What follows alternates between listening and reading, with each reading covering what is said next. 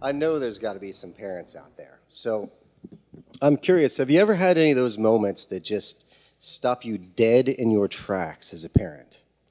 Now, I'm not talking about when you finally get the TV to yourself again and there's not a talking animal on the screen.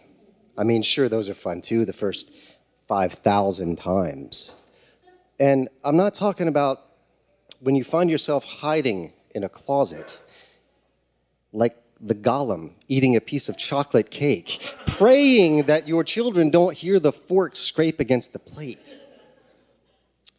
I'm not talking about those moments when you're doing something for a while and you lose track of time and you suddenly realize you've been doing this a while and it's really damned quiet in the house.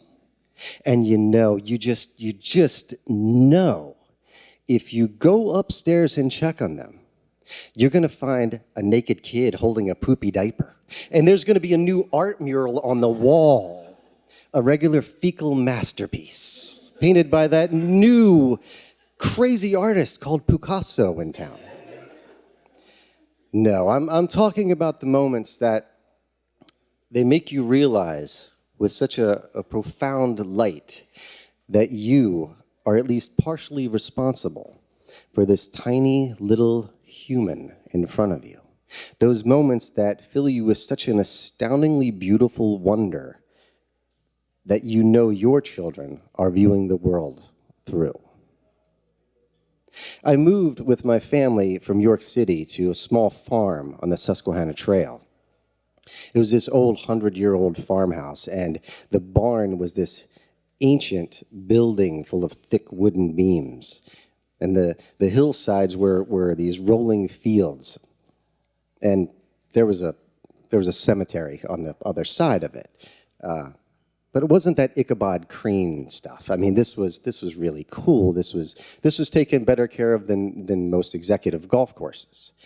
And at the time, I was doing a lot of work from the house, and I was working for myself, so I used to walk there a lot. And I would walk along the paths, the rows some days, and read the names. I would read the epitaphs. Other days, I would sit on some of the benches that they had there. It was a great place for me to think and to brainstorm. And one day I realized that this particular bench, it sort of had a pattern to it. Every spring, when the last night of frost was over, a pair of glasses would show up on the bench. Now, they were these thick black frames, like something like Buddy Holly would wear. And sometimes I'd see them folded up, other times I'd see them open, but it wasn't really creepy to me. I mean, people grieve and mourn and remember in their own way. And I didn't really pay it much attention. And then one year when my daughter was 5, she and I went for a walk in the cemetery one evening. And as we were walking down through the pavement, we got a little closer, and I bent down on one knee and pointed them out. And I said, Chloe, what do you think in the cemetery? What do you think those glasses are for?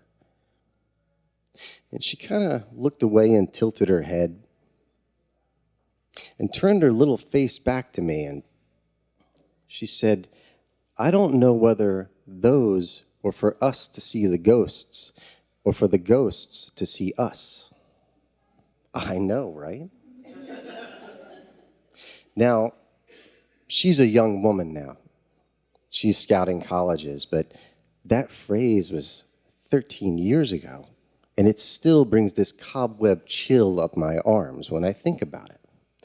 Now, to her, that was just another day of being her.